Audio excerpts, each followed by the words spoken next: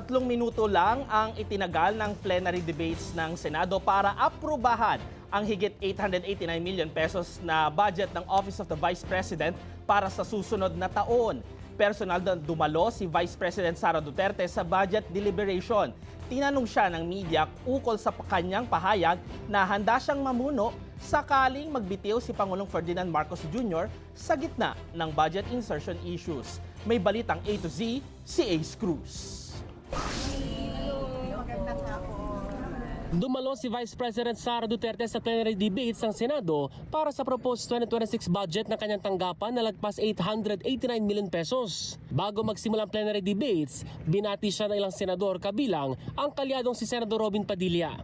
Sa tuwing may dadating na kalamidad, kalungkutan, kamatayan, naandyan po lagi ang ating pangalawang Pangulo upang makiramay, tumulong, kahit saan pong lupalop sa Pilipinas. Itinaas ng Senado sa 889 million pesos ang OVP budget kumpara sa inaprubahan ng Kamara na 733 million pesos.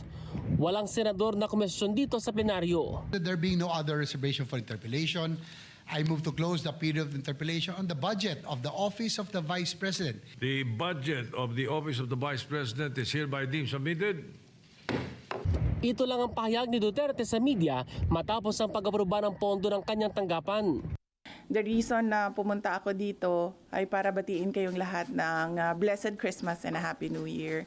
And I wish you good health in the year 2026. Nang tanungin sa reaksyon ng Malacanang na political destabilization ng pahayag ng Vice Presidente na handa siyang mamuno bilang presidente sakali mag-resign si Pangulong Ferdinand Marcos Jr. sa gitna ng budget insertion issues. Next year na po. Mas mataas na higit 150 million pesos ang inaprobahang 2026 budget ng OVP kumpara sa higit 733 million pesos na pondo ngayong taon. Noong 2022 at 2023, sinilip na ilang mambabatas ang bilyon-bilyong pisong budget ng OVP dahil sa umano'y questionableng paggastos ng 125 million pesos na confidential funds sa loob lamang ng 11 araw. Gayun din ang mga signatories na may kaduda-duda umanong pangalan katulad ni Mary Grace Piatos. Para sa balitang A to Z, Ace Cruz.